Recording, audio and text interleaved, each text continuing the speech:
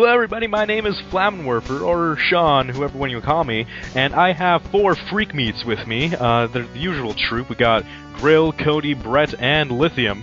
I kept saying their names, the different names, but we got Grill, we got Undead XP, we got Faded Titan, and we have Infest Lithium. So anyways, this is, I guess, technically episode 4? Yeah. Yeah, so because this should have been episode 5, but we screwed up last week. We had a really bad program, it didn't really record anything. Blah. Bad news. But, yeah, bad news. But now we got a better program that actually costs money. Woo. So you know it's good. Has to be. Has to be. And so, yeah, this is much better.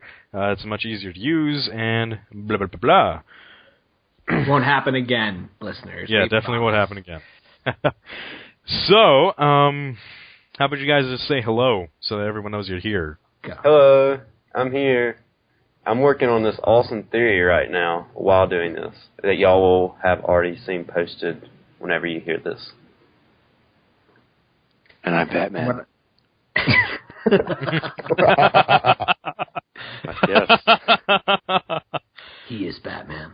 Yes, Undead is here with a cold, so I sound kind of like deeper. I feel cool.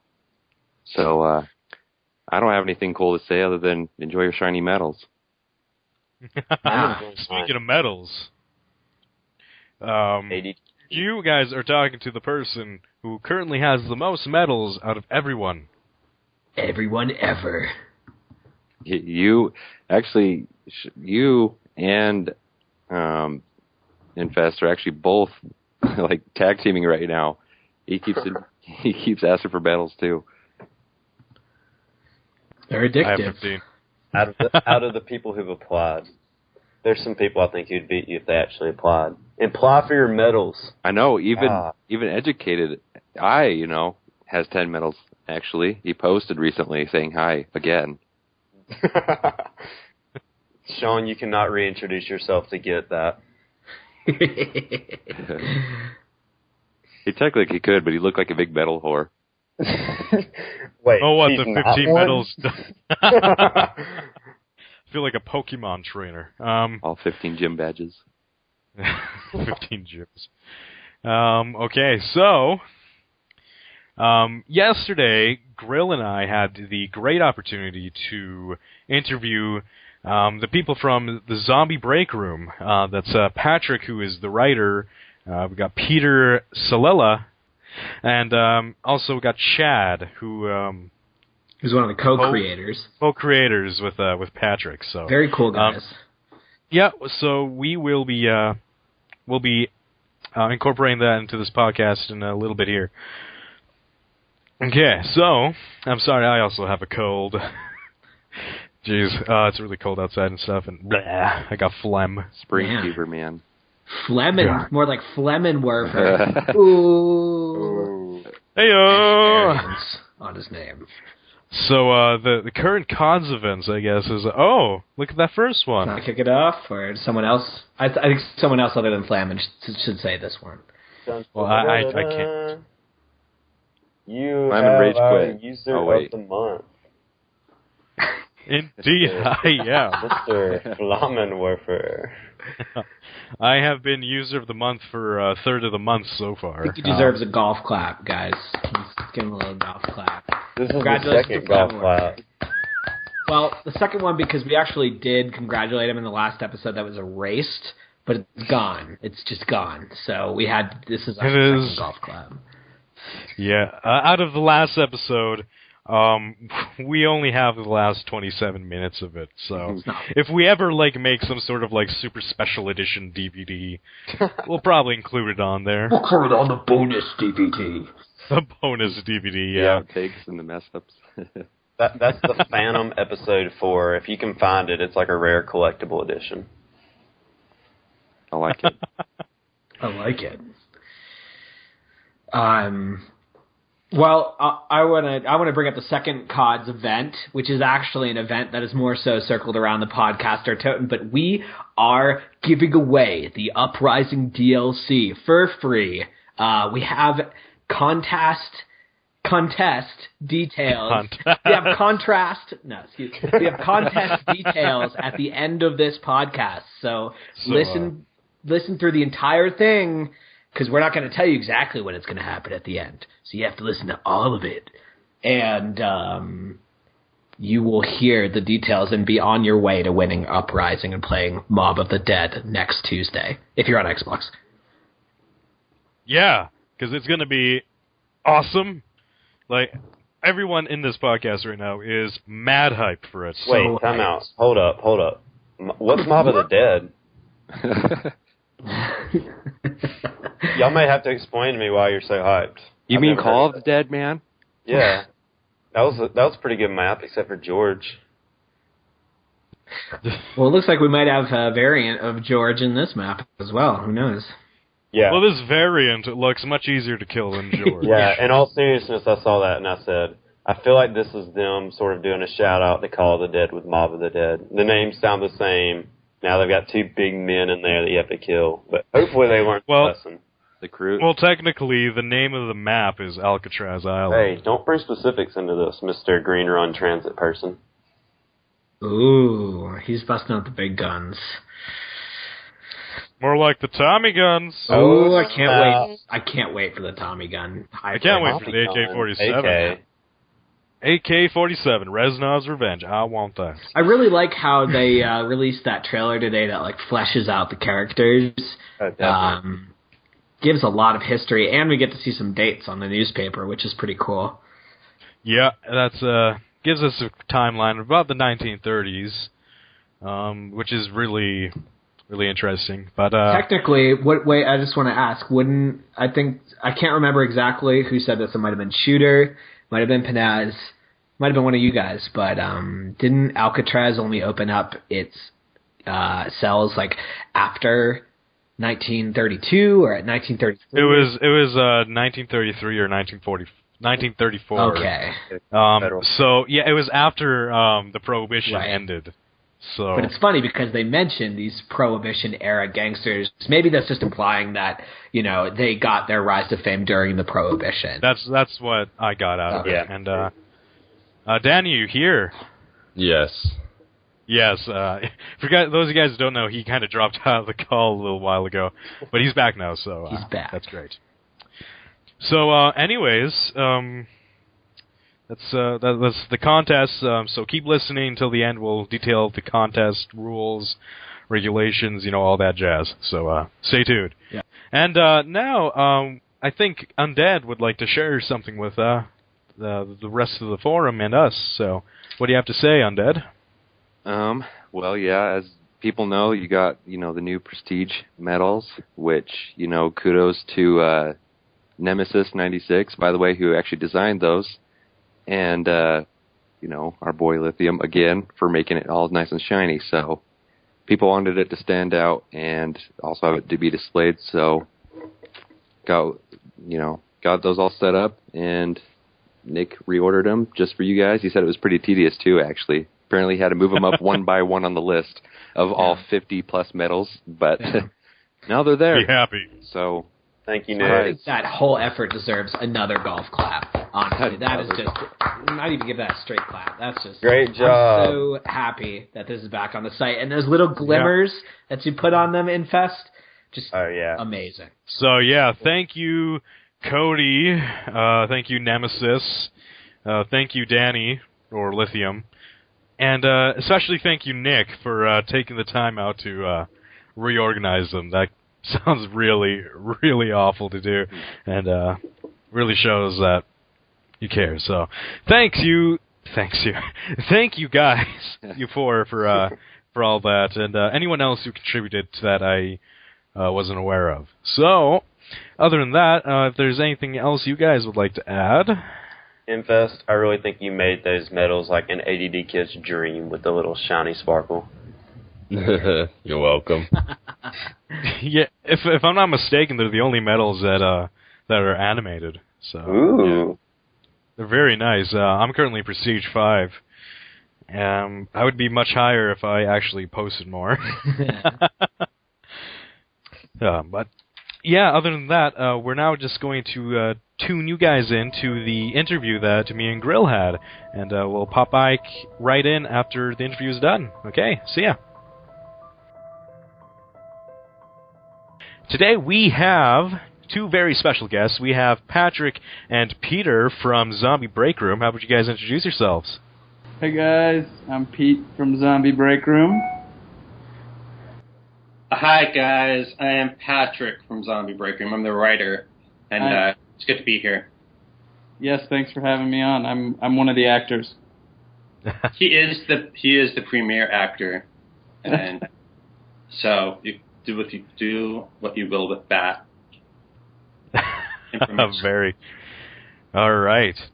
So we got Patrick, who is the brains, basically, of this Zombie Break Room, and then we have our main premier actor here, Peter. So the first question is basically, how long have you been writing this for?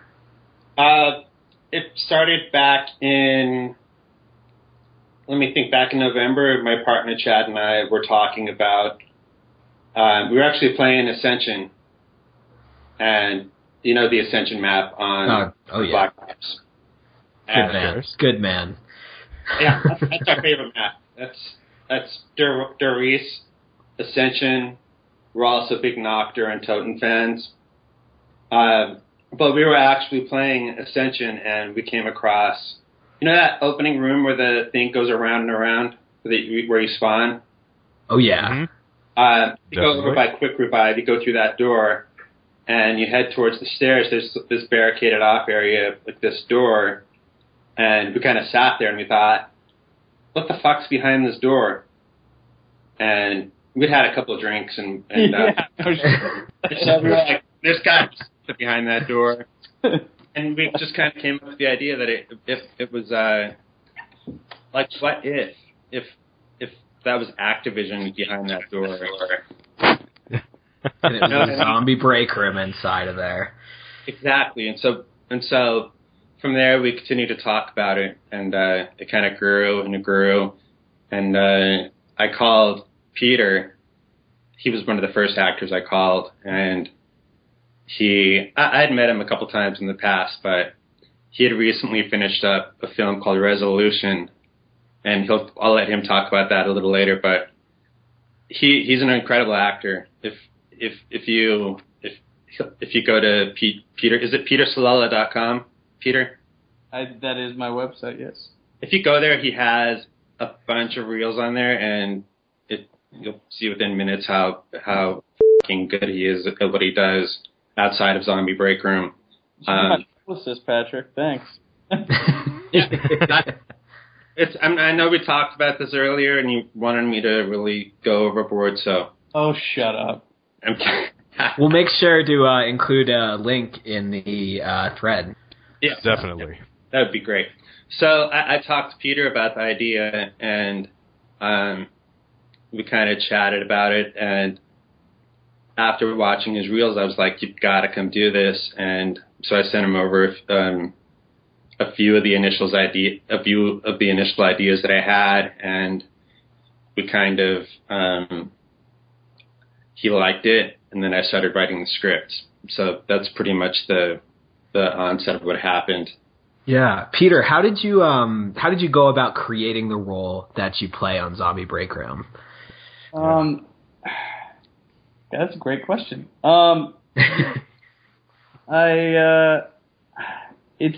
It's not really that far from me. I mean, except for the makeup, but I don't know. Well, it was kind of an exploration, because I think we did some early stuff. That is, I don't know what the order of releasing is going to be, but like we filmed some stuff. I think it was back even in October, and then we filmed some stuff in December, and I was still kind of feeling out like the character, and I think if more, I'm still kind of exploring that, because we only got to shoot 2 days. Like, we did everything at 2 separate Saturdays. So, I don't think I've necessarily explored it to its fullest Right. Yeah. Would you say that you're the protagonist of the show? I mean, if a zombie can be an everyman, I'm right. An every zombie, you know. So I'm hopefully the one who's, you know, that you can relate to, and you know, it's kind of like, you know, the Jim Halpert in The Office. Definitely. That's what I was going to say. Actually, is that it reminded me of kind of a hybrid of that. That's a very good. I like the whole Jim Halpert reference. He's done a really good job taking the character from page to the screen, and I think that's important in any project. I think it just shows you what a good actor he is to make that happen. Oh yeah, definitely. So if he's Jim, then who would be Dwight in this situation? Good question. Do we have a Dwight yet? Well, right now our pessimistic guy. We created a couple of different characters initially.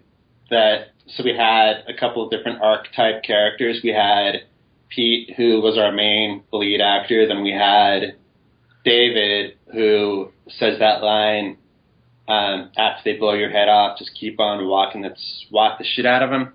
He's more of the pessimistic zombie. So that he would definitely be more of the Dwight in my mind. But he's definitely I don't know if you've seen any of his interviews, but he's a funny guy. He's not doesn't have a whole lot of background in acting, but he's done a little stand-up comedy. He mostly works for reality shows. He does the behind-the-scenes stuff. Like I think he's a camera rigger or something, but great guy. He's definitely our Jim Halpert, though. We're still in the earliest stages of development, but as the show goes on, we're still kind of figuring out, and this is a big part of having this show up on YouTube, is we figure out what the fans like and what characters they like and what characters that they want to see come in down the road. So that's the beautiful part about being in charge of your own production, is that you can kind of make those choices. You know what I mean? Sure. Exactly. Yeah. So you're going to see more characters introduced over the next couple of weeks that are definitely a lot of fun to watch. Nice. So, excited. Looking forward to the antics. Yes. So, I guess back on the questions here, we have really, how long have you been exposed per se to the Call of Duty's zombie mode? Like, how long have you been playing it? I guess I have been playing I'm a newbie. I'll be honest. I've only been playing for 3 years, maybe. My partner Chad Hawkins, he has been there since day one. He's actually the guy that turned me. He's a huge gamer. He's actually really good. I'm just impressed that he had the patience to put up with me at the beginning, because you know how hard it is in the beginning to learn this game. And oh Lord, yes.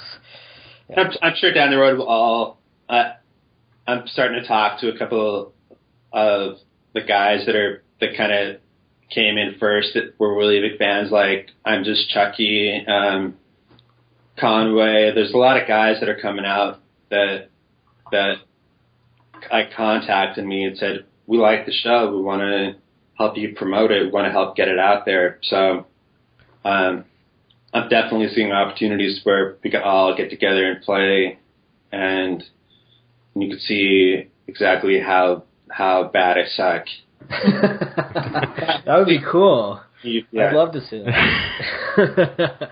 Well, speaking of promotion, really quick, I actually saw, did Kevin Sherwood give you guys a shout out on his Twitter today? A lot of people have been giving him shout outs. No, I know, yeah, but I thought I saw a post today. Yeah, Kevin, I've been kind of talking to him, emailing back and forth with Kevin. I'm a big fan.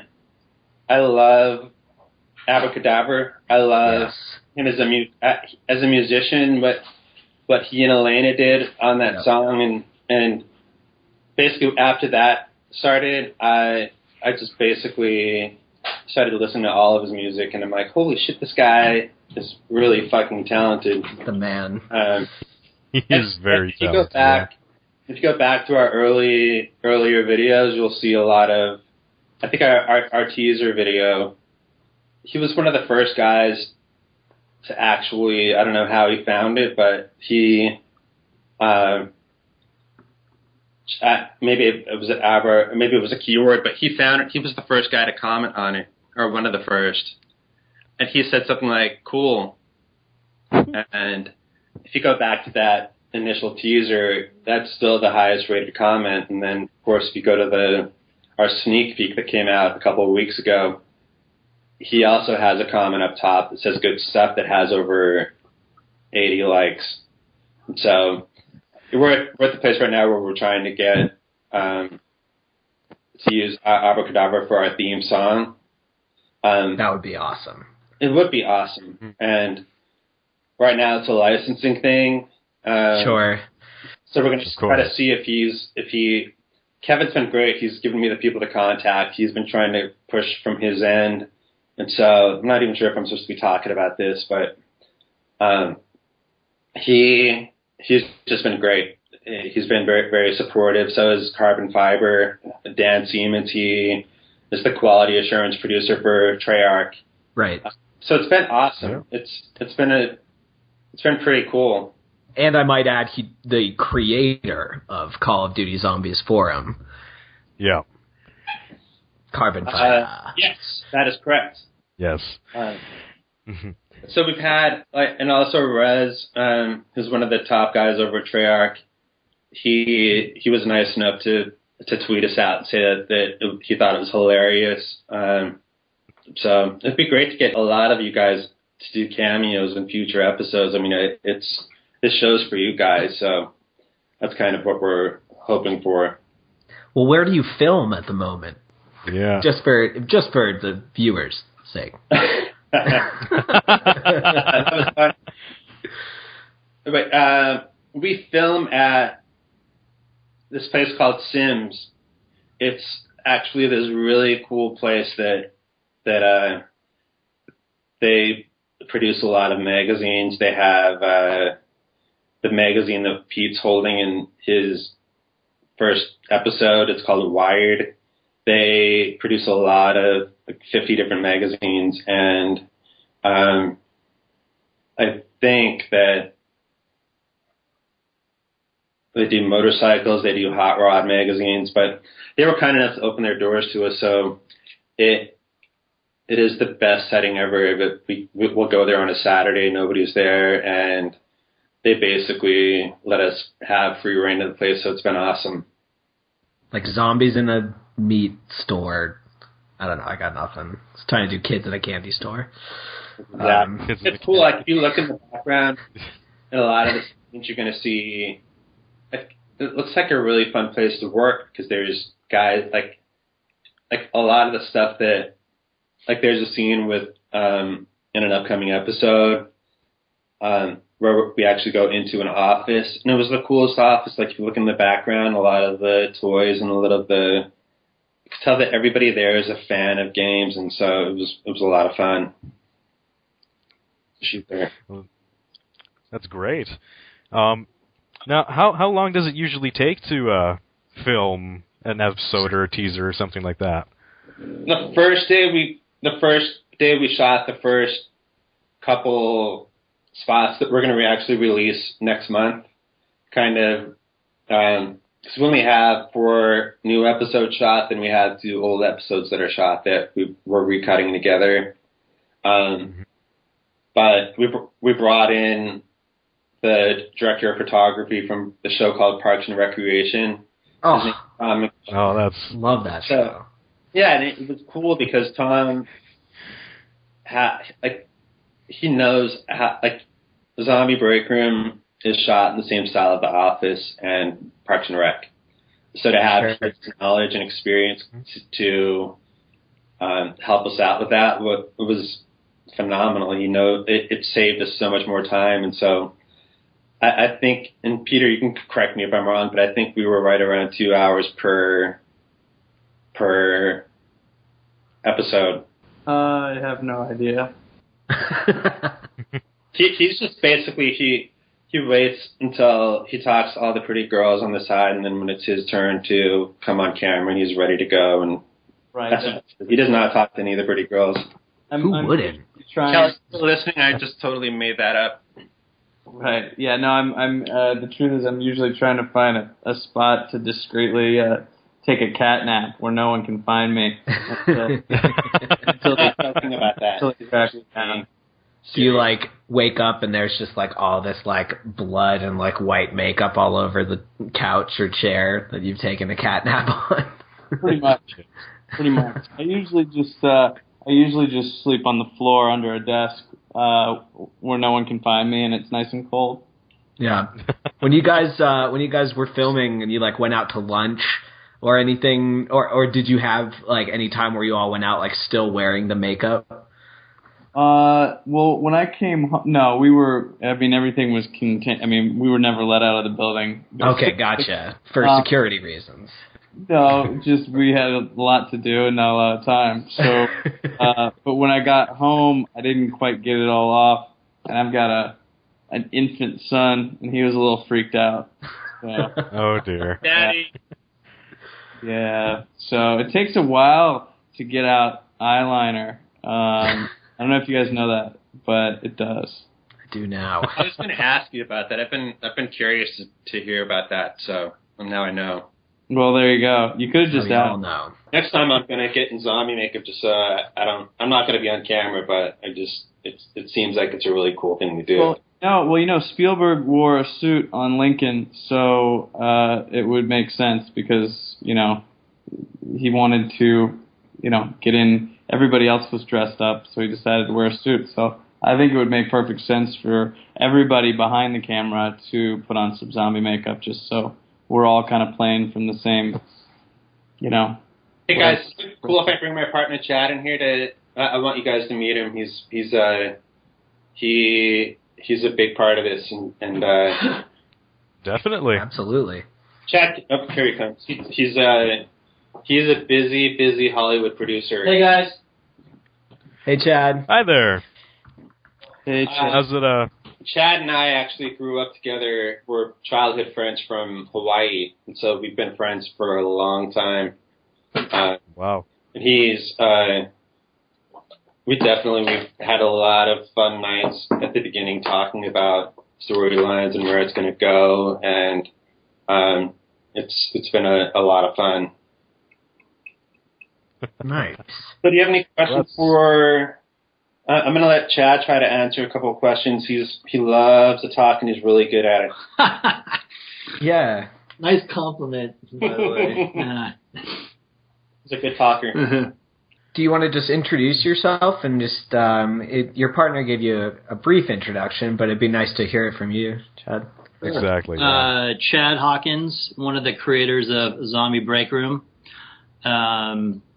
I am officially one of the producers, along with Patrick, and we collaborate on ideas, and then Patrick goes and writes it and turns it into something that we can actually shoot from all of our.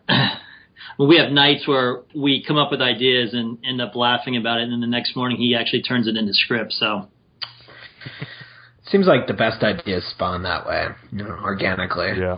Yeah. I mean, Patrick kind of told you how the idea came about. It's one of those ideas, honestly, that would only happen from fans of the game. Sure. Something you go, hey, look at this cool game. Hey, I've got an idea. What about Zombie Break Room? I mean, it came after hours and hours of running around Ascension and finally going, what the hell is on the other side of those doors? We kept going, we want to open that door. Why won't you let us open those doors? And that's the only way this idea comes about is from hours of finally going, what's down there? Well, it's funny. The Call of Duty Zombies forum community was wondering about that too. They came up with tons of different things. People thought it was like a giant gorilla space ape, cosmic space ape behind there. Yes. I definitely like your idea better. Yeah, I like the idea of a zombie break room behind there better too. And what's funny is we've probably played. I mean, all the maps have these doors and stuff that you can't get in. We've probably played Ascension 100 times, and we'll still try and open the same door every time. Going, maybe this time. I remember the other night I told Patrick, I said, "What would you do if all of a sudden that door opened after 100 times?" I mean, you wouldn't know what to do with yourself, but I mean, it's just the stuff that goes through your head when you're running around with a crawly, trying to fly the land so you can pack a punch. Your mind starts to wander. So have you been playing zombies since World at War?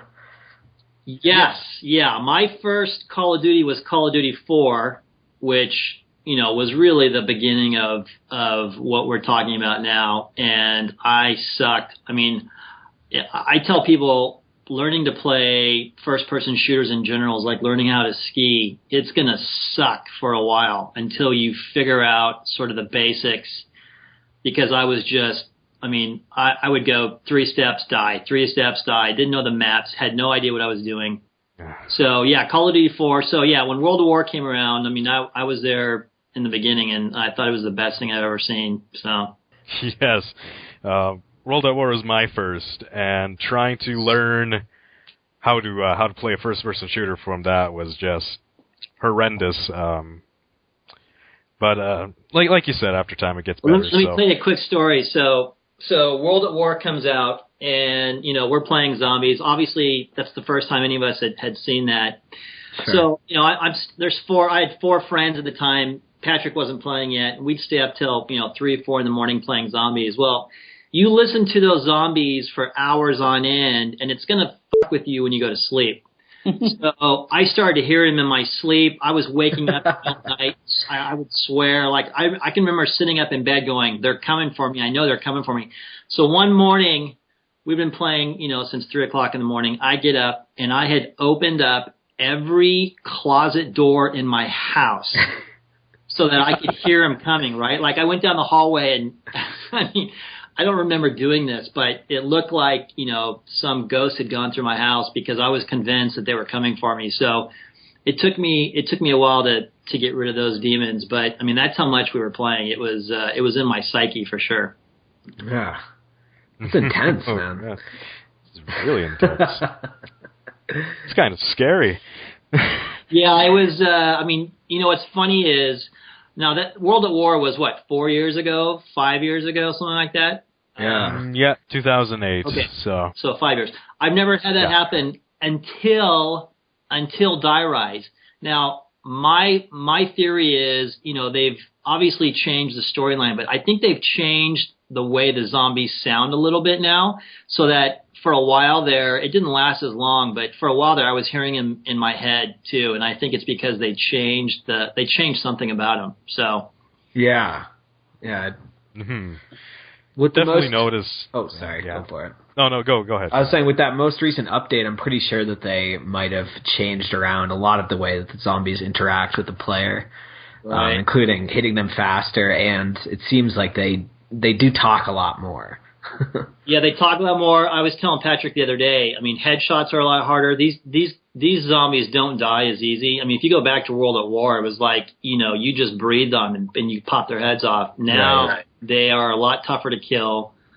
But I think they've changed. I don't know. Maybe the guy doing the screaming has changed, but something's good.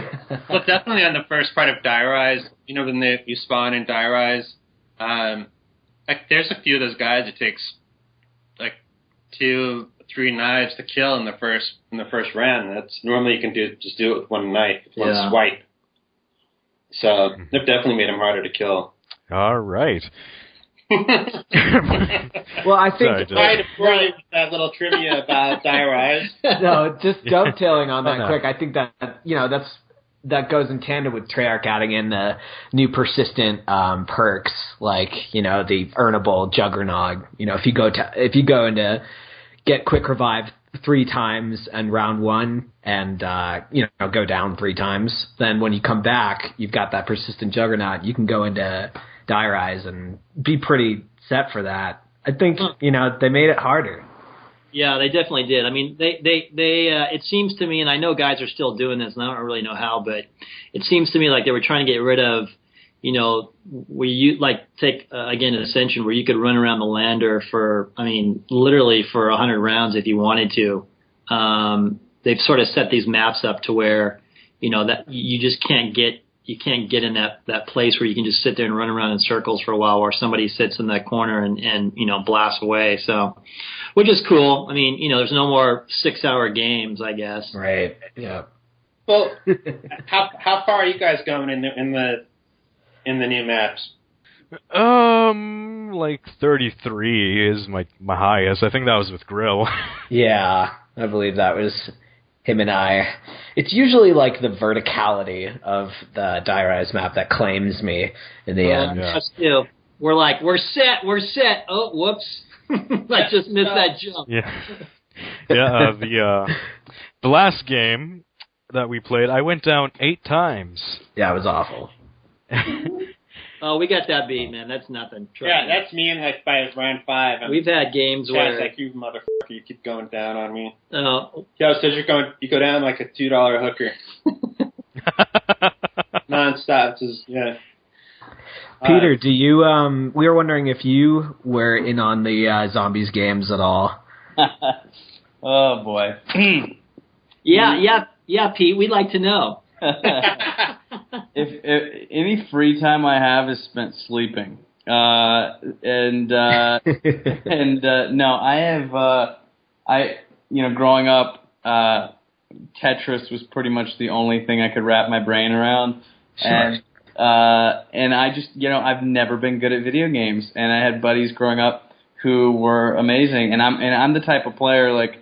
If I'll play, I played it was a tennis game. It was just on Xbox a few years ago, and I will move the controller. I can't just hold the controller. I have to move it with the stuff that's going on. Like I'm completely just inept. So Patrick had mentioned that he's going to try and give me a crash course. So I'll probably at least give it a shot and try and learn it. But yeah, I have. I've got a lot of respect for you guys who can actually, get the brain and the fingers all coordinated to make stuff happen on screen, because that just doesn't work for me. Our life depends on it, Peter. Come on. What's that? Our life depends on it, man.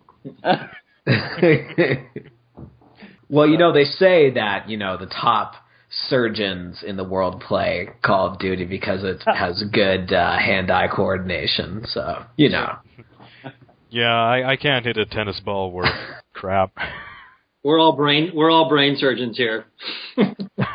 Yes, sir. If only, then I wouldn't have to go to university.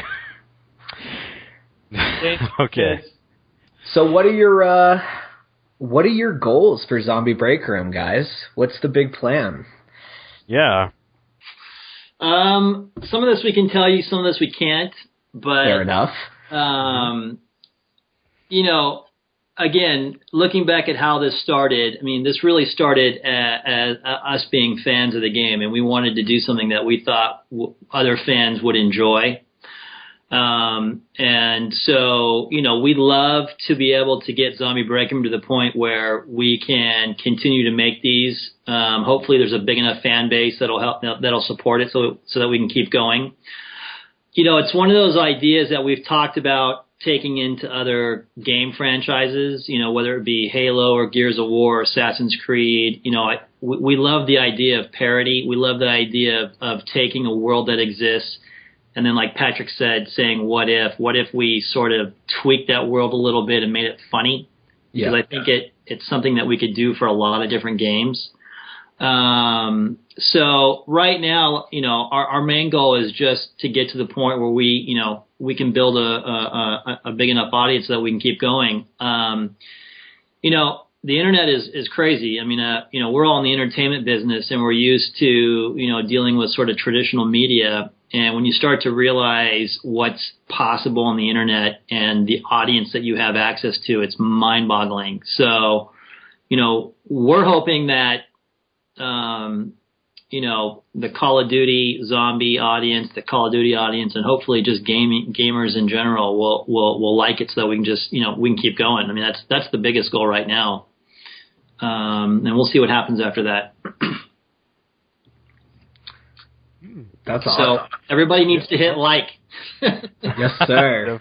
We need a lot. We need a lot of likes. Subscribers. I can definitely tell you that a lot of Call of Duty players and zombie players really like what you've done so far.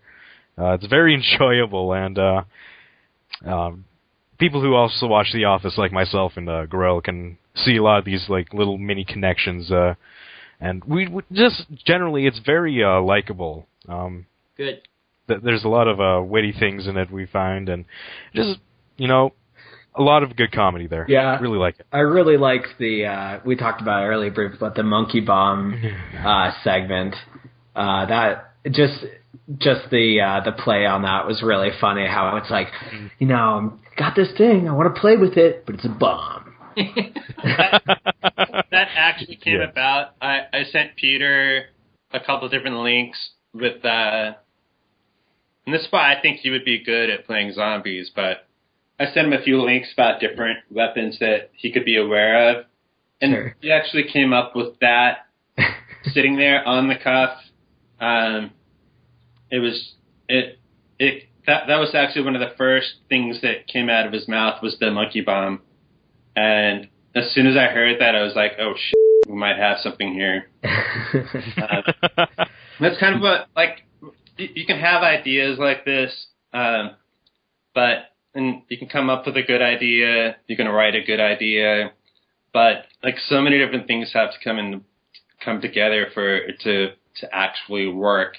And Chad and I are both big fans of Peter, and he's definitely helped give the show some wheels. So we're thankful for that.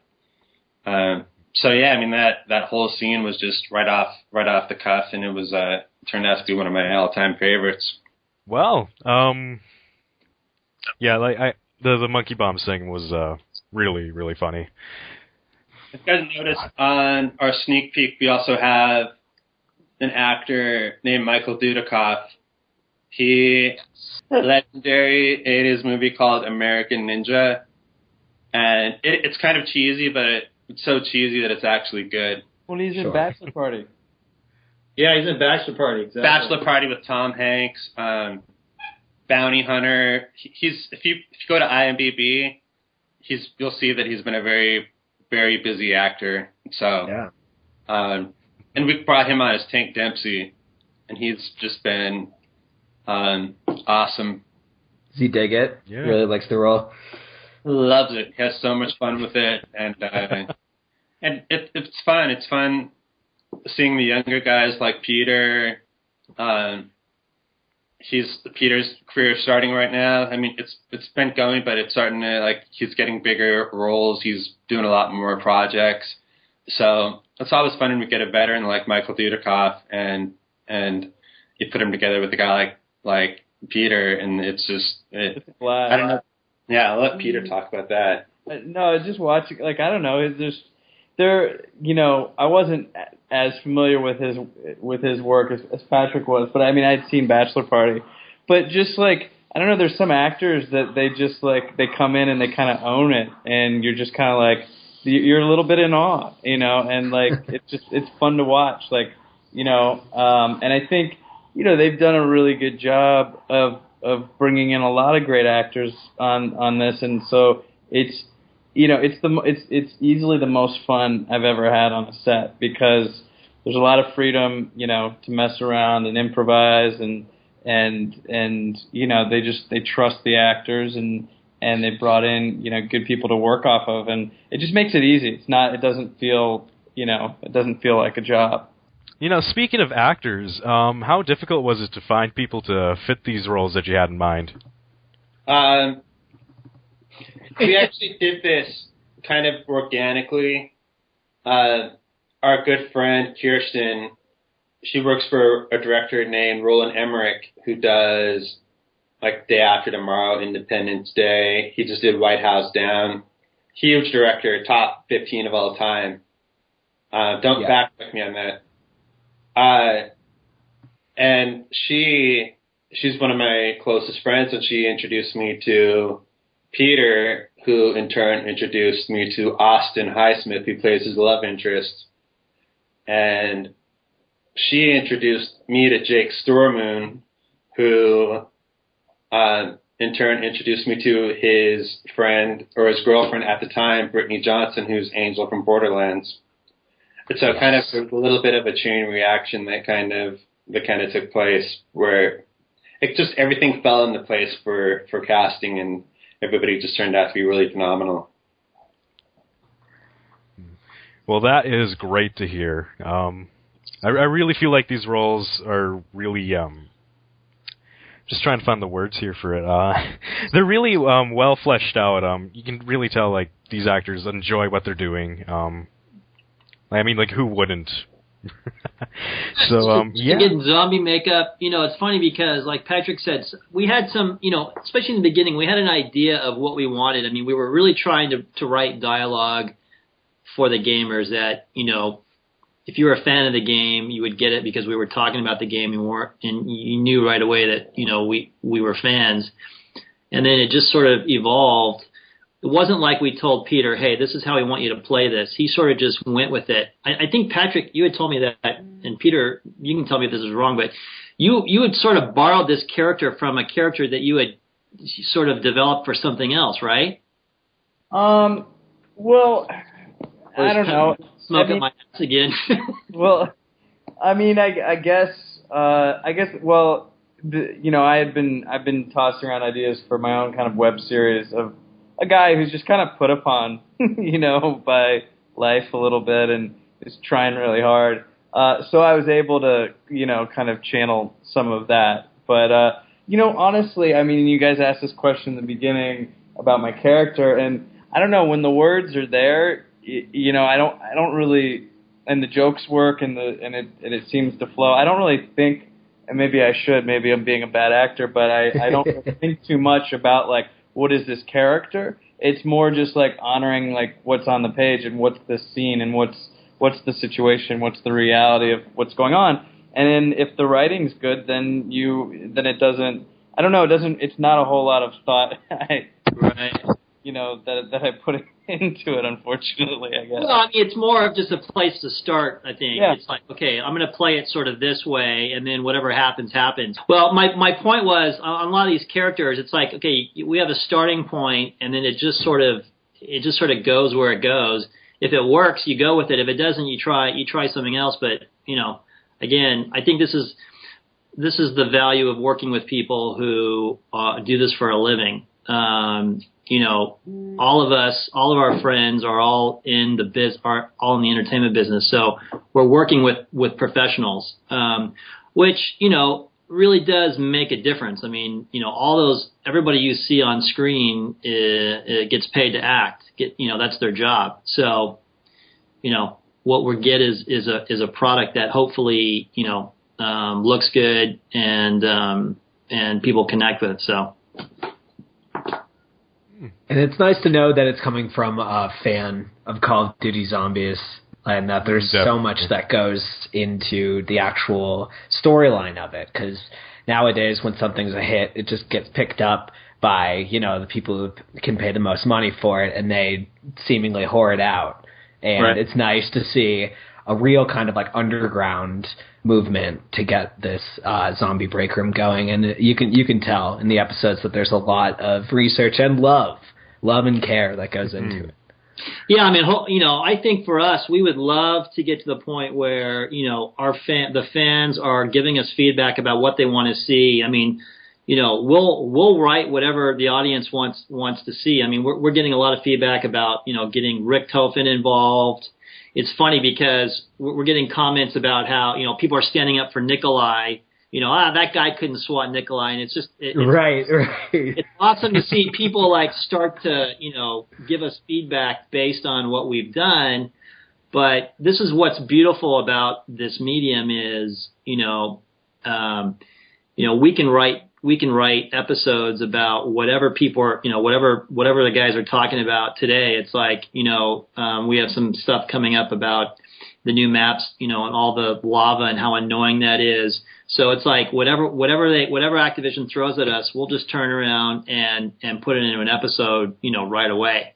So hopefully we can keep that going. I think that as our fan base grows, we'll continue to get more and more feedback. And like I said, we'll give them whatever they want to see, and hopefully that process will work for us. So.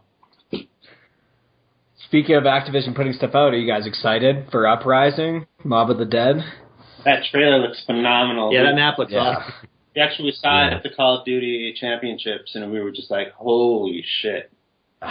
Alcatraz. Well, it's interesting because I literally just made Ray Liotta an offer for another project, and I'm already talking to Patrick. I'm like, how do we get some of those guys? Because they're using real actors, obviously. It's like we got to get those guys in for a cameo. I mean, how cool would that be? Totally. I have friends that have worked with Chaz before, so we'll see what we can pull off.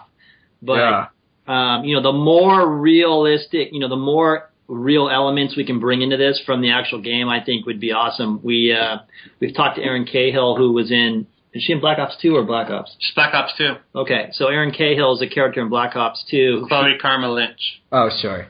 Yeah. Right. She wants to do an episode for us. So, the idea that we're sort of overlapping from the real game to me is really cool. We have some ideas of where we want to go in the storyline, and tie it in with Activision a little more. But for us, it sort of is cool because, again, this world we came up with on accident is an extension of what Activision's already created.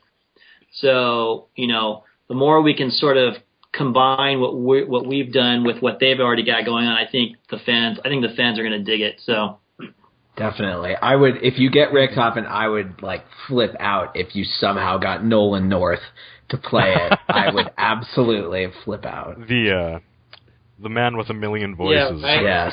Is that who does the voice? For Richtofen, yeah. Yeah, Nolan North.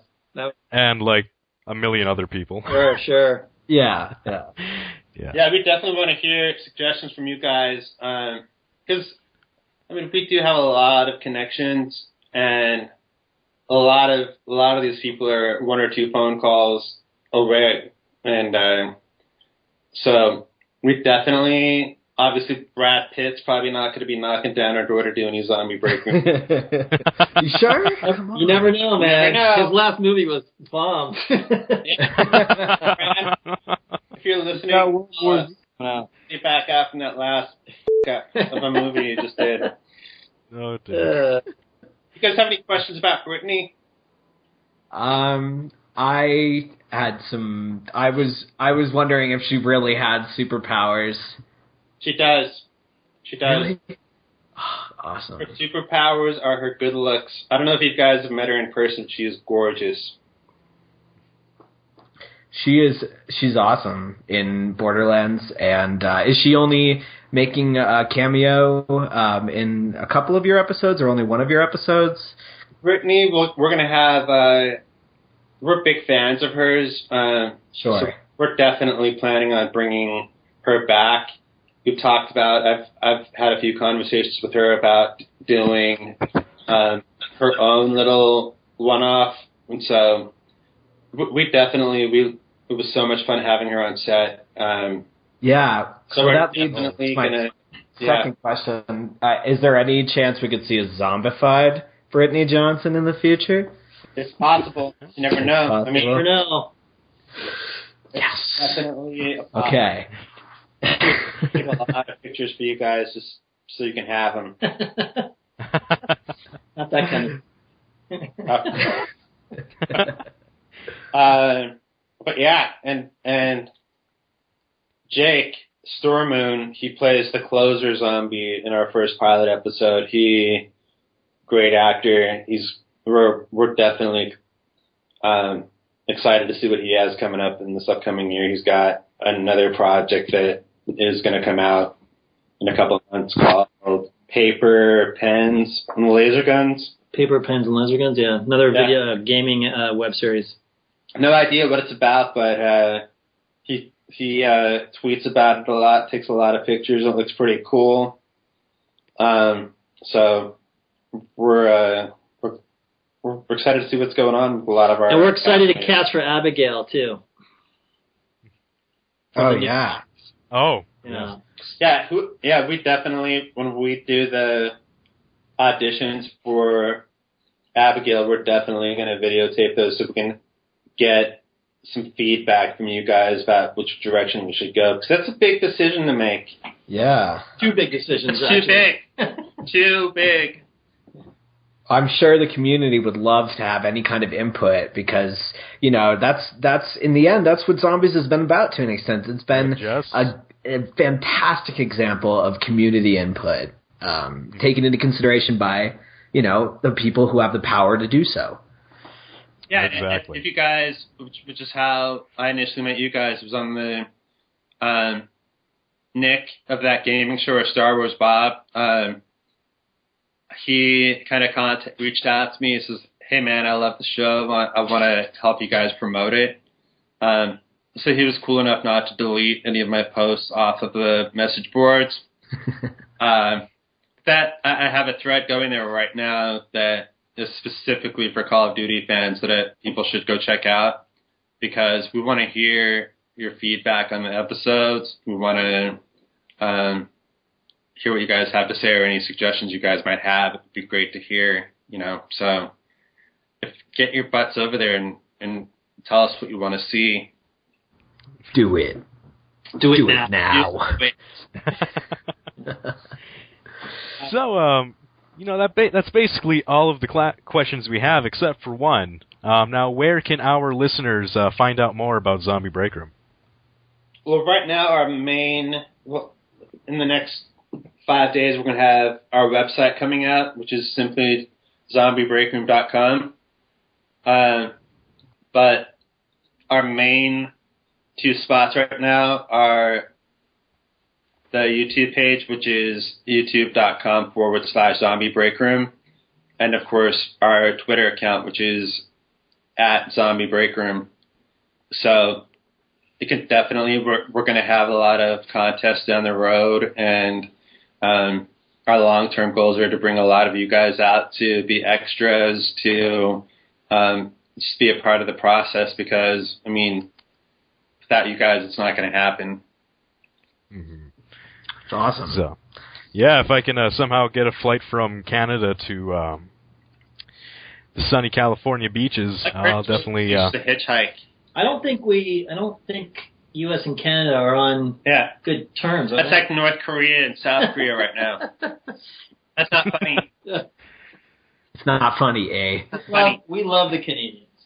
We'd love for you to come down here. We should introduce a Canadian zombie, maybe. Would they have that Canadian... You guys still say yeah? Do Canadian zombies say "take off, you hoser"? I wonder if that's true. Probably the ones from Newfoundland. Right. Those guys sound pretty normal to me. Pretty normal. Well, by normal, you mean American. Well, Grill's American. I'm the only Canadian here. There you go. Yes, sir. But, you think I think... with the Canadian accent really quick? Could I do one? Yeah, any of you. I just want to hear a good, solid Canadian accent. Oh, I'll try. Hey, come you go over there and get me the farmer place, please? I don't even know what I was saying. Is that Canadian? I don't know what I was being. I can't do a Canadian accent. I think that was Irish. There's a little Mayor Quimby in there, I feel like. I don't know how to do I can try one. Hey, Prime Minister, what's this all about, eh? That's my... You make a much better Canadian than I do. That's mine. Awesome, guys. It was great talking to you, and anything you guys could do to help get it out there. It's simple. If we can get enough of people to watch and to share it, we'll keep making it, and we're probably not going to ever get rich off it, but it's a fun little side project, and it's fun for the fans, I think. So anything you can do to help us keep it going, and we definitely appreciate it. Well, yeah, it's great having you guys here. So that was awesome. Yeah, we're looking forward to more episodes.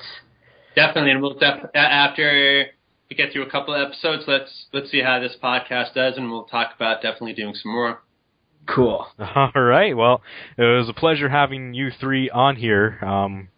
Very thankful for you guys to make some time to come talk with us. So thank you. Yeah, our pleasure. Thanks, guys. One last thing, can we? I just want to get a quick little plug out for Peter. Has a new movie that that is coming out. Peter, can you tell them about that really quick? Oh, thanks, Patrick. Yeah, if you guys like horror movies, I have a movie on iTunes right now that you can watch called Resolution. And it premiered at Tribeca Film Festival last year. And it is a creepy indie horror movie. So check it out if you're into that. Nice. Well, that's creepy. I watched it on Amazon, and I finally got struck down with the pig flu virus. And I ordered it on Amazon. And I was like, you'll see it. You should definitely have a look at it. It's on iTunes and great. Peter's incredible. And I think Google Play too. No problem, man. All right. It's a pleasure having all of y'all again. Yeah, and definitely was. It's a pleasure meeting Peter and Chad. So thanks, guys. Enjoyed it. Yeah, appreciate it. Hey guys, we're back. Hopefully you guys enjoyed that interview. It was really awesome to talk to those guys. I really liked it. I think Grill also really enjoyed it. So I did. I was super stoked to talk to them about everything zombies and a little Borderlands. So yeah, you guys make sure you go check them out on the YouTubes and the Twitters and all that. They're really nice guys. And we'll have their appropriate respective links in the thread. And the blog post as well. So, anyways, without any further ado, let's get to Z&A. So, these are 2-week-old questions from Bagel. Sorry, Bagel. Wait, it's a 2-week-old bagel? That can't be healthy. Yeah. Actually, before we do that, I wanted to add one thing real quick while it's on my mind. It's this has kind of just been thrown around the last couple of days, and I was thinking about it heavily while just messing around doing those medals and stuff. But the idea of doing like a zombies comic book has kind of been thrown around a couple times, and I was like, yeah, that'd be fun. I would help do some illustrations and stuff. So there's no really official idea. It was kind of just thrown around, especially between me and Faded. But I've heard it being brought up before. But people are always saying, oh, it needs to be right, it needs to be accurate, all that stuff. And I was like, well, they have so many off-takes of Spider-Man. It's not like if we were, a little off course of what really goes on that we don't know yet, it wouldn't be too big of a deal. But it'd be kind of cool to actually do a comic book, I think, if people on CODs kind of wanted to throw together a bunch of ideas. And let's make our own canon. Yes. Where Fluffy's in control of the zombies. Dun, dun, dun. And we play as 4 McDonald's workers. No, we got a worker from McDonald's, worker from Burger King, a worker from Wendy's. Wait, time out. Even better, get the mascots. Ronald McDonald, Burger King, Wendy herself. And the Colonel. And Colonel Sanders. The Colonel. Yes. Yes, I would love to play as the Colonel and his chicken goodness. Instead of throwing grenades, he just throws chicken. There you go. Exploding hey, conflicts. And when we have a special map, we can just bring in the Chick-fil-A cow. How would you feel shooting down zombies as a cow? I don't know what Chick-fil-A is. Oh. What's Chick-fil-A? It's a chicken fast food place. It's so good. I don't think Canada has that. I don't think it does, but it should. It's so good. Stuff called Polynesian sauce, and I swear, less chicken equals love. Oh, we already had our chicken sandwich discussion, but spicy chicken sandwich, amazing. Okay, so without further ado, let's get the questions from Bagel _. First question: how did you each discover zombies? Well, I personally discovered zombies when I first got World at War, and this was a few months after I got my Xbox for Christmas in 2008. I guess like January, so it was a month after, whatever. And I got World at War as my first like FPS besides Metroid Prime on the GameCube, which was a great game. And my friends just invited me to a game one day. I was like, what's the Nazi zombies? What are you guys talking about? This isn't this game, is it? I'm shooting like regular Nazis and Japanese people in this game. What do you guys mean? And so they invite me to this, and I play zombies, and I was in love with it. Getting to like round 10 was like the best feeling ever. Getting to round 15, I'm in a cold sweat. I'm like, I am so into it. I was like, is the bar good? Guys, is the bar any good? I need a weapon. And I would constantly ask my friends, because I didn't know what kind of weapons there were except for the ray gun. And I would constantly ask them, hey, is this weapon good? No, Sean, that's a Car 98. Oh. Dude, that's the best gun in the game. Is this weapon good? No, Sean, that's a Molotov cocktail. Oh. So, anyways, yeah, that was my first experience on Nocturne and Tilton, of course. And ever since then, I've been hooked. So, how about you guys? Well, for me personally, I guess I just beat the campaign like everybody else, just played it normal. My dad was big into the Call of Duty titles, and back when I first started playing Xbox Live, I was just all about Halo. So I was like, well, I guess I'll see how Call of Duty is. Started playing that a little bit. And then after I beat that campaign, I'm like, well, that was fun. Better go get a soda. Came back, and it's like loading screen for Nazi zombies. I'm like, what the hell? I don't remember this. And then it started playing, and I think I lasted for like a whopping 10 seconds as I just kind of stared at this zombie coming at me. And then second time, I stared at one window the entire time, so I got killed from behind. But then since then, I was just, I was hooked, because even before that game, I was a big, zombies horror kind of person. Like, I just like that genre to, go out and kill zombies. So you put two and two together, I was already hooked, because, it was awesome. So pulled my cousin aside. He came over, and he was immediately hooked, and we played that, hours on end, trying to do everything we possibly could, find all these strategies, and maps came out. Next thing you knew, we were hooked. For me, I had heard of zombies from friends for World at War. I had a World at War for Wii, and so no one really played that. I know I didn't. But, so, whenever Black Ops came out, I got it for Christmas, played Kino, and I remember me and my cousin were playing, and we couldn't get past like round 3, round 4, and I was thinking, how does people get to round 10? This is so insane. But how does people? Exactly. That's my Southern education. I'm kidding. We actually have good education. But so we struggled, and then finally, after a while, I caught on, learned how to train and stuff. But what really got me into zombies, not just playing it, was I bought First Strike, and because Ascension, and I thought, hey, another zombie map. This should be a lot of fun just to kill zombies on. And so I just start killing them, and I get a message from a friend one day, and he's like, dude, there's this room that you can get to on Ascension, and you're invincible, and you have gun racks, and you can just wreck the zombies forever. And he's like, and we need help figuring out how to get there. Would you want to join? And I was like, yeah. And so, obviously, you couldn't get to an invincible room, and there were no gun racks, and you could not survive forever. But looking all the information up for that Easter egg for Ascension really sparked my drive into, like, figuring out the story and the hidden things throughout zombies. Because before then, I really didn't know there was hidden things. I knew there was a hidden song. I knew there was a radio, but I didn't know anything else. Yeah, especially finding those radios for the first time on Doris and having people have these crazy theories about them was pretty nuts, too. That's what got me hooked. It was a big history lesson.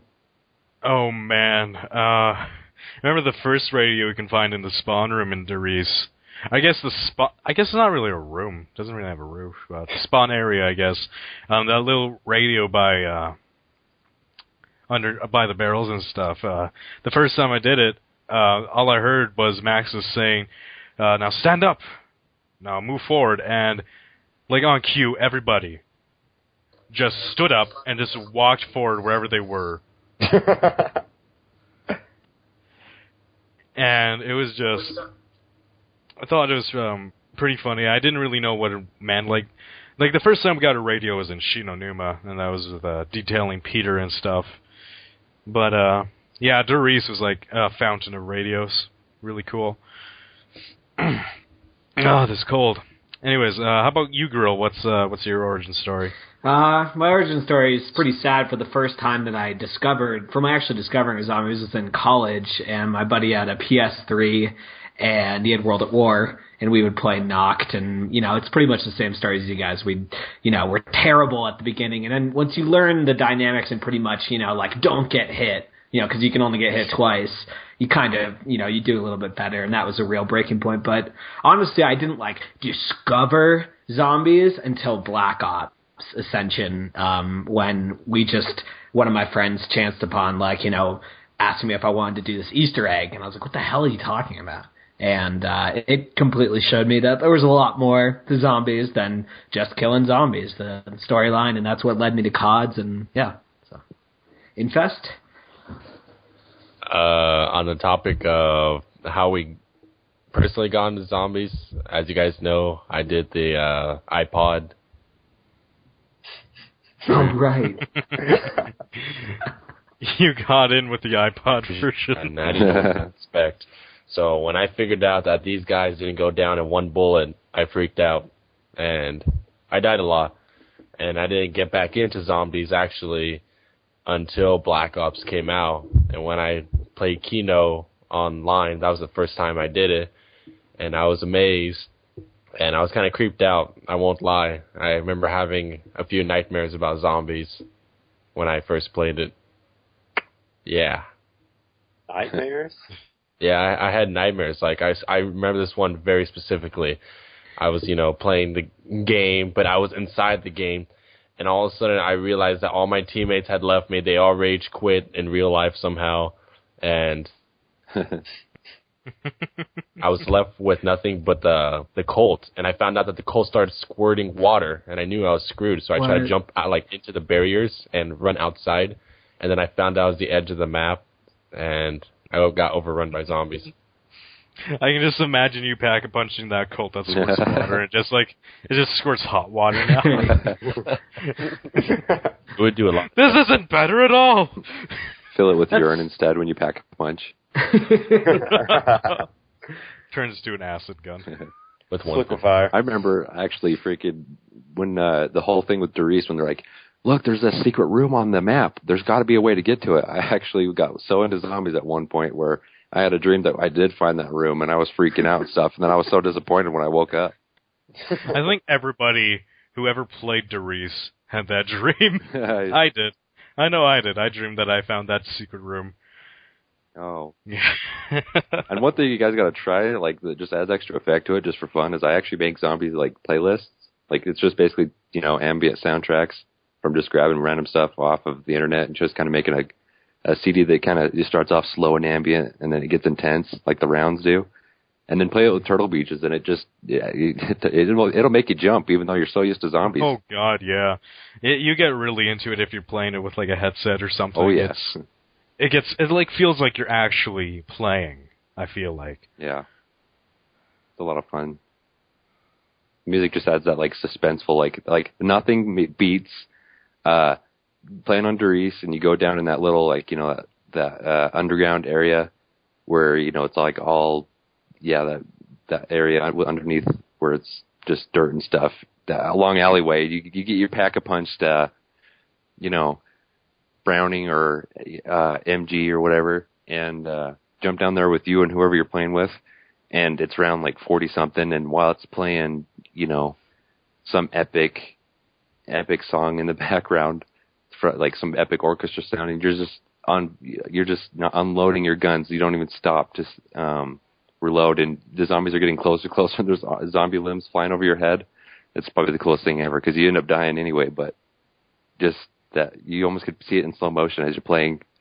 Then just and the zombies are just flying in your face. Then you die and then you cheer. Yeah. Okay, so next question from Bagel still. The spires, the obelisks, the towers, whatever you want to call them, what could they all be heading towards? Honestly, I have no idea what they could be heading towards. They seem to be increasing the power of whoever you're helping. I personally don't think the towers are going to make a return in Mob of the Dead, simply because of the time frame. I really don't know what they would get out of it. And a lot of people are saying that the Easter egg in Mob of the Dead is strictly the building the plane, and that by building the plane you end the map. I don't think that's going to be like that at all. Like, at all. I think with the way they're advertising this plane, like, they've never advertised an Easter egg before, or a side quest, as much as they are right now. Right. So, it's clearly something else. Like, they want us to build it, but it's not for the Easter egg or the side quest. I think there's a separate side quest, and, like, just, like, doing this, like, plane thing. Like, maybe it gets you to the Pack-a-Punch or something, or it gets you to the Golden Gate Bridge, where it becomes, like, a no-man's land, or something like that. But I don't think it's the end of the map once you just go onto there. I definitely don't think it's that. But I also don't think there's, oh, sorry, burp. I don't think there's going to be a tower or anything to power up either, so... Well, I think there's going to be a tower, because if you look at the description, it says that something about the watchtowers. It seems that there's some sort of significance. Not that, I'm just saying in the general sense. We might still have a tower to involved with the story.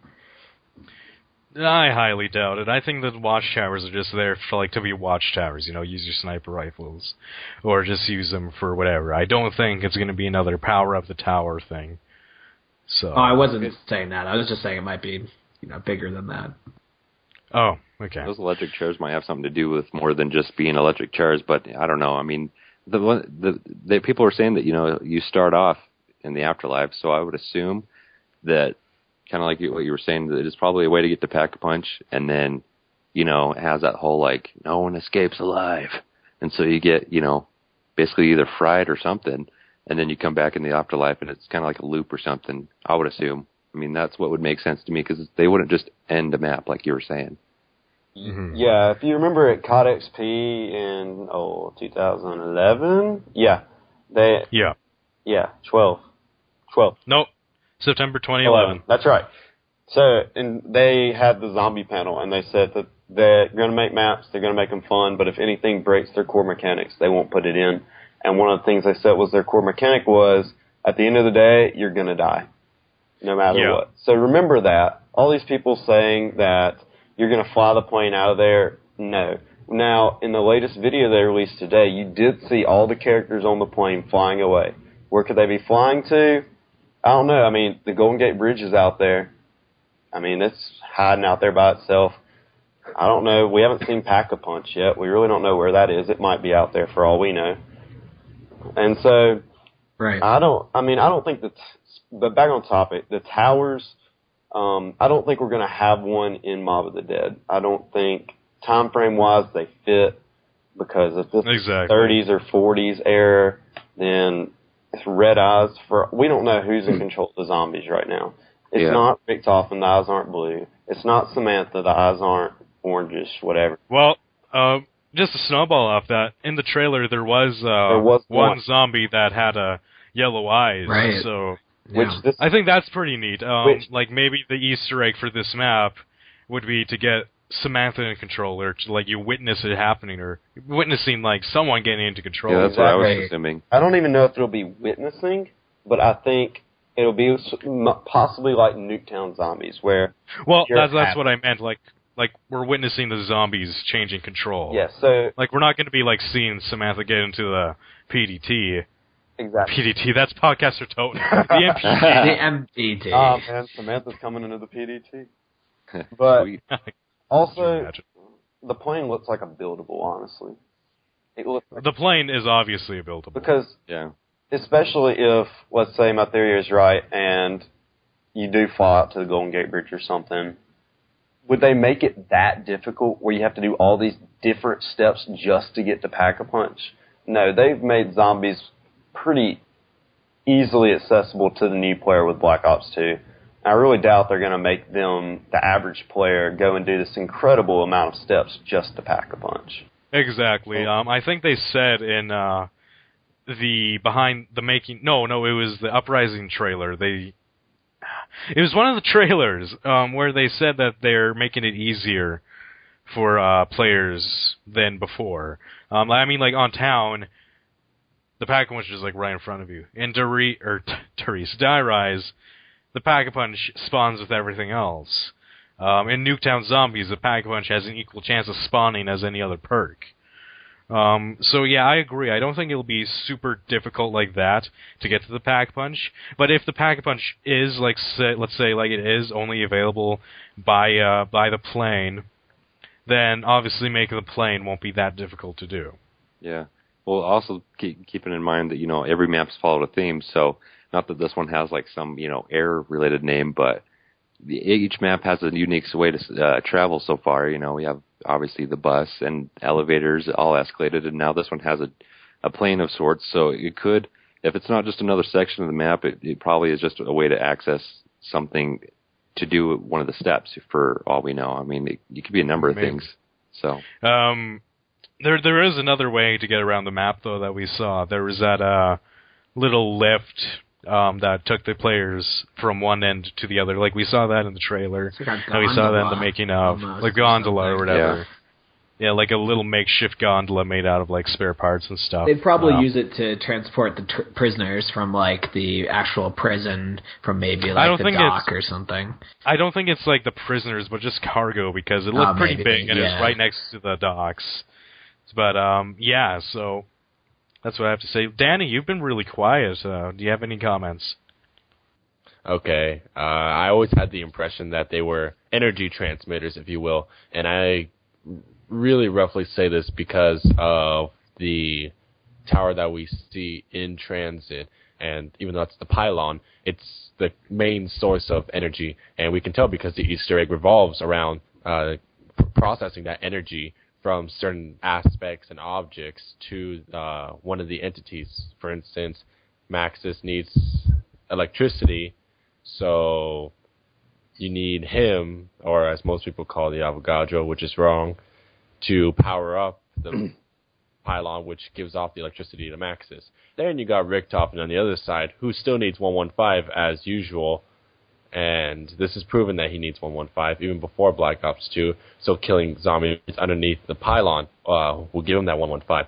You move on to Die Rise, it's a little bit tricky because it's these satellite receptors, and I don't know how to explain it. There's something going on, and maybe it has to do with the whole rift thing that Richtofen says in the intro cuts to one of the entities, and whichever one you side with gains the most power, and in the end, whatever side you chose beforehand will determine the outcome of the final Easter egg. So I think it's more of just giving somebody as much power as possible. Yeah. So yeah, I guess that's our that's our take on it, Bagel. That's what we think is going to happen. I personally think that a bunch of stuff. Yeah, I think DLC Map 3 is going to incorporate the towers again. Maybe either that, or it's going to be a whole different thing. I have a bad feeling we're not going to see the original 4. In Black Ops 2. A really bad feeling, but, you know, that doesn't really, like, concern me as much as I thought it would. Yeah, well, it's not the end of the world, but at the same time. Well, it is in the end of the world. Yeah, I know, man. Okay, but, yeah. Want to add something? Yeah, sorry. I was just going to say that, the only thing that I kind of am hoping for is that, you know, the whole, like, possibility of, you know, maybe Samantha's coming into power. That's a cool thought. But, I mean, because what I've thought for the whole thing was maybe, you know, they're natural zombies and whatnot. So I hope that the only thing I do hope is that if they make some kind of appearance at all, maybe it might be kind of like how Call of the Dead is, where they, you were talking with them, but you obviously didn't see them. And if that's not the case, maybe the Easter egg or whatever will be more of a, earlier 935's origin or something like that, or something along those lines. Oh, man. Okay, so, now we answered that.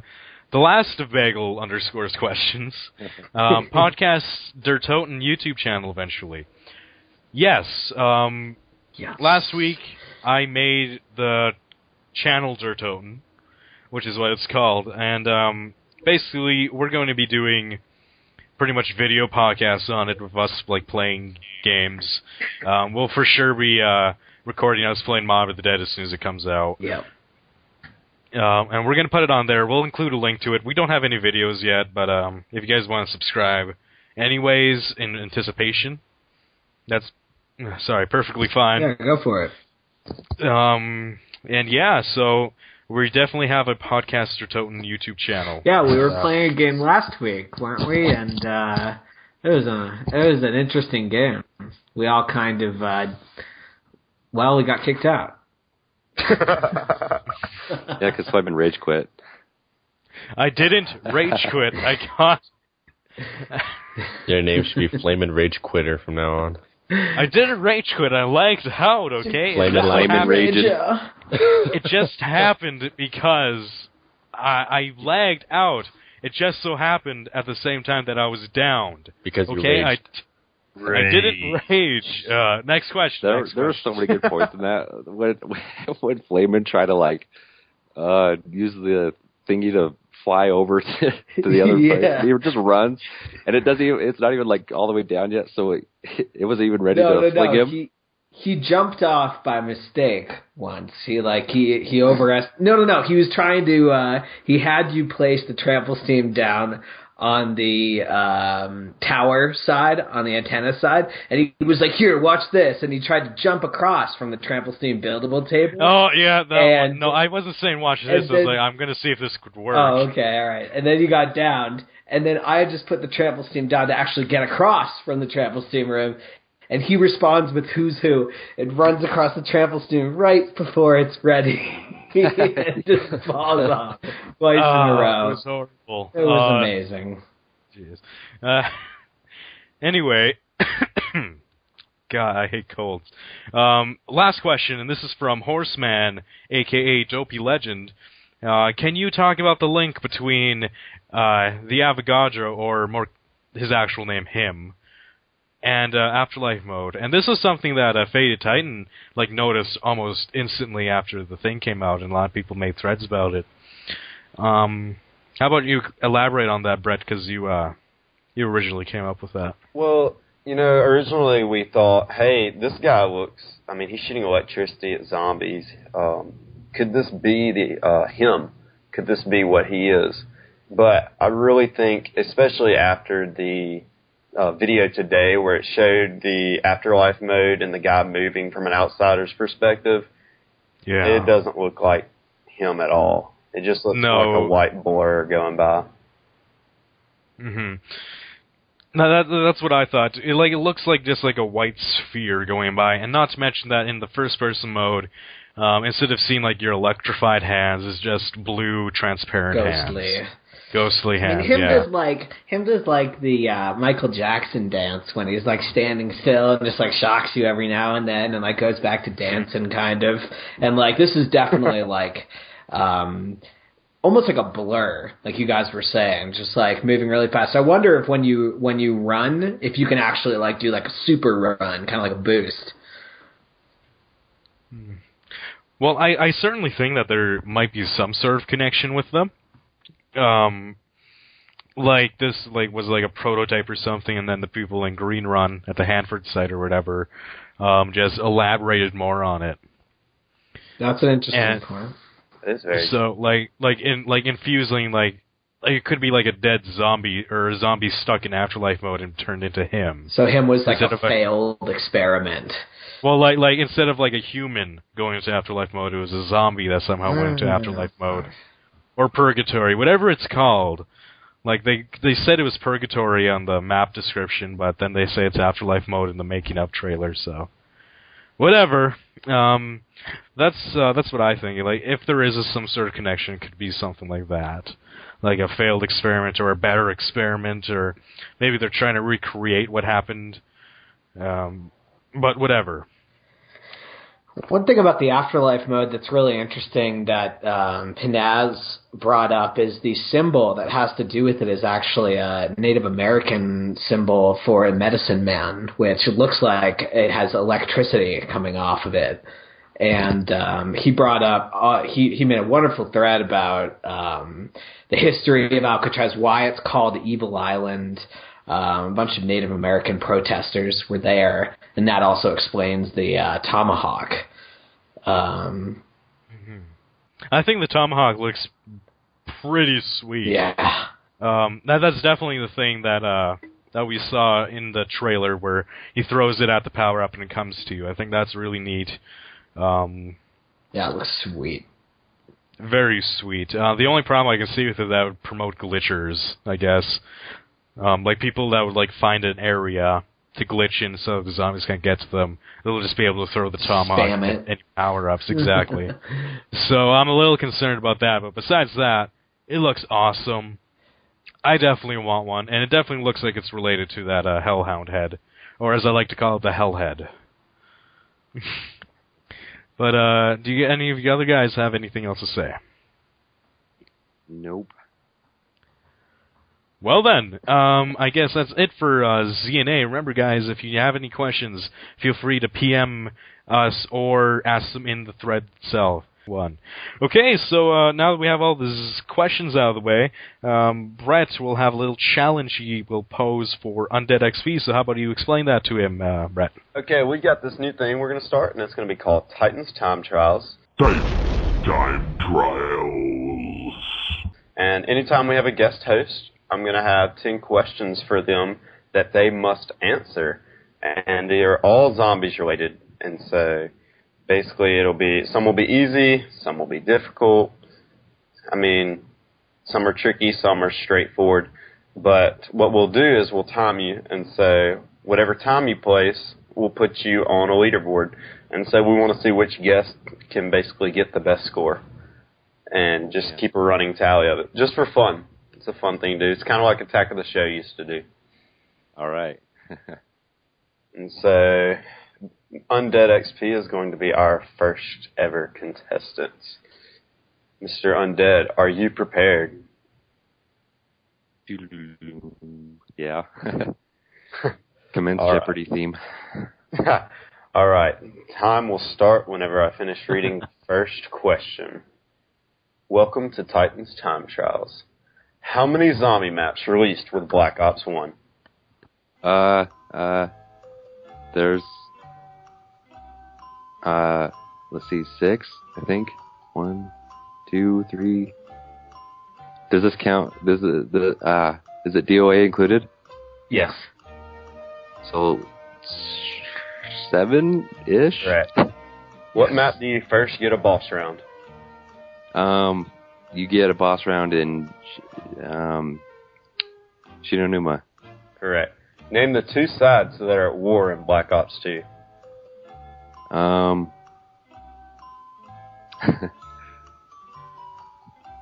Two sides in war. Let's see. There's the Russians and... No, like for zombies. For zombies? Yes. What two sides are fighting for your allegiance, I guess, in a way? Oh man, I don't really know. The Easter egg people.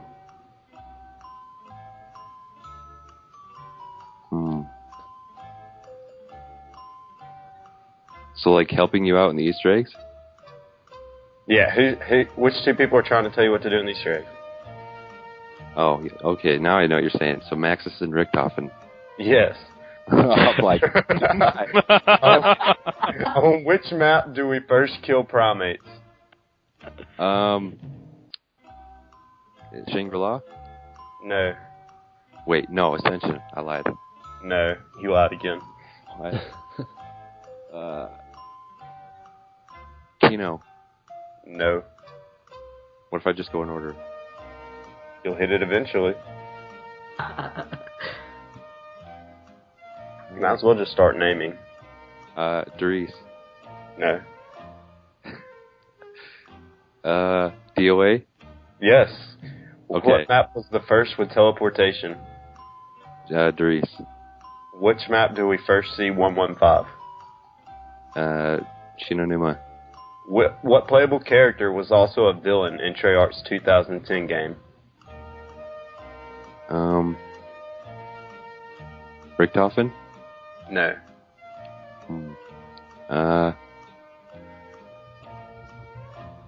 Is he a playable zombies character? He is. Think of all the maps. Is he in 5? He is. Is it Nixon? No. Yeah, it's good stuff. No. Come on. JFK? No. JFK's not a villain. He could be. Anything could happen. The time keeps going. In the Black Ops Remember, 1 you're being campaign. timed. Nixon Fidel wasn't Castro? Yes. Okay. Which zombie map had the first side quest? I want to say Ascension. No. Oh man. Yes, Dries. Okay. What is the name of the electrifying enemy in Transit? The Avogadro or him? Him. What is the only perk to have appeared in Nocturne Toten? Mule Kick. And your final time is 3 minutes, 42.4 seconds. Yeah. Nice. Man, I am crying. I have tears in my That's great. We all really Expected. struggled with that primate question too. That was tough. Well, I was like, wait, what? Yeah, dude. Cosmic. It's so easy to Okay. discount Dead Ops Arcade. It's so easy. It's one of my funnest game maps, whatever. Oh, anyway. Thanks, Undead. So yeah, Very much. thank you for the Nixon. Oh god, that's hilarious. That was Okay. your initiation. Now you're a real host. And hey, if you're ever considering or hoping to be a guest host for us and think you might have a shot, you better study up on your zombie lore, because I'll definitely be ready for you. Yeah, there won't be the same questions every time. Exactly. So, but yeah, now that we have that all good and done with Nixon there. I'm like, Nixon. Level 1. So let's just talk about some other stuff. Make sure you follow us on Twitter at Podcaster Toten. We have like 14 followers now. We're up like a whole 5 people since last time. Yeah. Which is great. So yeah, follow us on Twitter if you have a Twitter. I'm usually the one that posts updates, but Grill hasn't been known to do it time to time. On a more illiterate, apparently. He said once. Well, you don't capitalize anything. Yeah, and I misspelled things. But I can edit them. I can go back and edit them and pretend it never happened. For example, Mooter Machine X. Yeah, speaking of which, our last show, we were going to have Murder Machine X, in case anyone was wondering, to have the storyline. Well, we had Murder Machine X. We had to have him. We got everything corrupted on us. But anyways, other than that, we also have YouTube gameplays. Do you want to play with PDT? What's that about? Who added that? What's that? Do you want to play with PDT? Do you? I'm sorry, I'm just reading off the Lithium, you can elaborate on that. I have no idea what that is. I'm sorry. Oh, no, it's okay. All right, so I had this kind of very small but simple idea that every now and then we're going to have a little, I guess you can say, random pick, and if you're interested in ever joining us in a game of zombies while we perhaps do a podcast at the same time, we'll hold a little raffle, If you want in, then we'll put your name in the random generator, and if you're picked, then you get to play a game with us. We'll schedule it all out just to accommodate for you, or whenever you're free and available, and it gives you a chance to become a part of the podcast as a special guest. So be sure to look out for that. So, yeah, that sounds like a great idea. I'm so happy I was informed about it. That was sarcasm, by the way. Yeah. Yeah. I guess, anyways, gosh, you guys sound like really happy. I'm so happy. I just feel bad for the next people to get rage quitted on. I'm not going to rage quit on anybody. Jeez. I didn't rage quit at all last time. Well, so you rage quitted on the podcast last time. I didn't rage quit at all. But anyways, where's the now podcast? this okay, guys, just quiet. Just quiet, okay? Quiet. Smashes Anyway. the gavel. This is the part where you've all been waiting for, you listeners. We're going to detail what our contest is. So, you guys have surely noticed our little images that have our names on it, and episode 4, episode 3, or whatever, right? We have like chicken sandwich for episode 3. Our contest for you guys. Now, this is only available to the North American people, like Canada and the United States. Nothing against you British and Australian people. It's just that we're all from North America, so we'd only be able to get points. The codes don't work. The codes wouldn't work in wherever. But, so yeah, PS3, Xbox, doesn't matter. We'll get you the 1,600 or 1,400 points, depending on where you are, because in Canada, $20 gets you only 1,400 instead of 1,600. Stupid, but whatever. Or the $20 for the PlayStation. So you get a little extra bonus as well. So lucky you. Now the deadline for it is Tuesday by noon, and what you have to do is submit one of those images, like an image that's like episode 5, and it has like all our names on it. And the best one, like the one that makes us laugh the most, you will win. Now, don't post them in the thread. Send them to me in a PM, Flam and Werfer, or any of the other people in the podcast, and we'll be sure to get them all sorted out and stuff. So on Tuesday at noon Pacific Standard Time, Tuesday submit the them to us. Tuesday 16th, when the map pack comes out. We'll give you the code as soon as we'll PM you. You can't tell anyone until Wednesday, because we'll announce you as a winner on the Wednesday's podcast, the day after. Yeah. Keep in mind that just to try and not continue with our theme, but we have a small theme, which is just like typically we have like 4 or 5 individuals in the photo. Sometimes we'll put the names there of the podcasters, sometimes not. And then typically we'll try and maybe incorporate some sort of funny comment. But hopefully the photo will be funny enough that it all kind of speaks for itself. We'll post some examples in the thread. Or we'll just group them all together and put them in, a spoiler in the original post or something like that with the details for the contest. So yeah, Brett just brought up a good point in the chat. Send them to your favorite host. That way we'll find out who is the most favorited host out of all of us. So send them all to me. You don't get a medal if you send them to me, by the way. Nice try. But anyways, so just send them. Send your images to us by Tuesday noon Pacific Standard Time. We'll get back to you as soon as we can, because we know you want that map back and we know you want it for free. We'll probably we'll email or PM you as soon as the contest is over. We'll send you the code.